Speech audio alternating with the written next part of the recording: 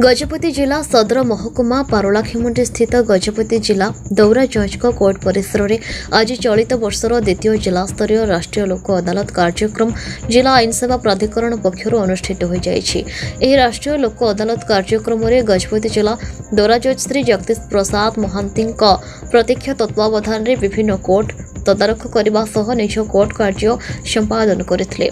प्राधिकरणर सचिव श्री विमल राउल उपस्थित रही समस्त कोर्ट कार्य परिचालन में सहयोग करथिले।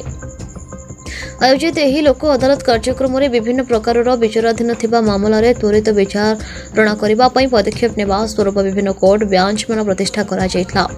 राष्ट्रीय लोक अदालत कार्यक्रम रे परिवार अदालत जज श्री अशोक कुमार पाही, अतिरिक्त जिला दौरा जज श्री प्रदीप कुमार सांबल, मुख्य विचार विभागीय मजिस्ट्रेट श्री नरोत्तम सेठी, सिविल कोर्ट रजिस्ट्रार श्री प्रसन्न कुमार बेहरा, सिविल जज सीनियर डिवीजन श्री संतोष कुमार अग्रवाल, देवानी अदालत वरिष्ठ मजिस्ट्रेट महिला कोर्ट रश्मिता साहू, उपखंड विचार विभागीय magistrate Vishnupriya Samantaray, judicial magistrate Shri Satyajit पाणी एवं जुडिशियल मजिस्ट्रेट वैशाली बाहु बलिंद्र प्रमुख उपस्थित रही निज निज कोर्ट कार्य संपादन करथिले।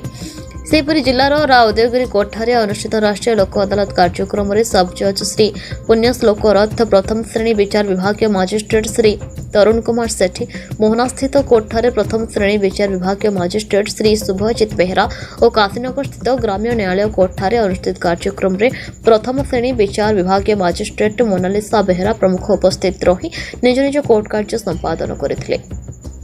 आयोजित यह राष्ट्रीय लोक अदालत कार्यक्रम में विभिन्न राष्ट्रीय बैंक अधिकारी माने उपस्थित रही विभिन्न बैंक संबंधी विभिन्न मामलार त्वरित समाधान करथिले।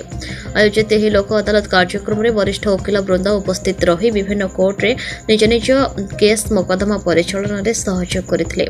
यह राष्ट्रीय लोक अदालत कार्यक्रम में मोट 1503 केस विचार को एवं मामलार त्वरित समाधान करा 21,82,950 टंका जरिमाना आदाय करा जायथिला।